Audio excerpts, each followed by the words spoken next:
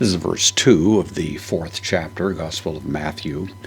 We are past the moment when Jesus was baptized, and of course Matthew tells us he was led into the wilderness to be tested. Mark is a little more dramatic. He was kicked into the wilderness, would be the idiomatic way we might say it, but one way or another, of course.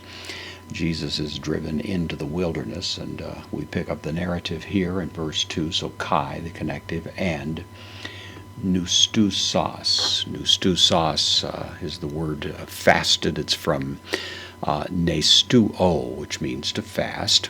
This is an aorist active participle, so it's going to be action preceding the time of the leading verb, having fasted in the past. It's the masculine singular nominative, so it's referring to Jesus. So Jesus having fasted. And then hemeros, this is from hemera, it means a day. This is in the accusative, it's the accusative of time.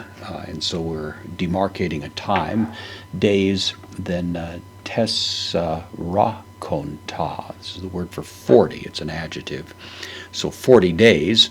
And then Matthew adds somewhat emphatically, Kai, the connective, nuktos. This is from nukes. It means a night, and again it's in the accusative, plural, so nights, and then the same word here, tessarakonta, 40, so 40 days and 40 nights. He could have combined that, 40 days and nights, something like that, but he wants to drive the point home. This was unrelenting. 40-day fast, about 6 weeks. People can survive that long, but of course they reach a point where they're rather at death's door when the hunger has now become rather a critical problem, and obviously that's the sense that Matthew wants us to derive from that. Then we have husteron. This is an adverb. It's actually a superlative adverb. It means afterward or at the completion of this period of time, you might say. Then epainosen, third person singular, aorist active indicative of painao, contract verb.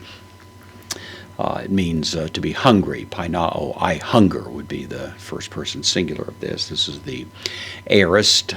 He was hungry, or he became hungry, I can imagine.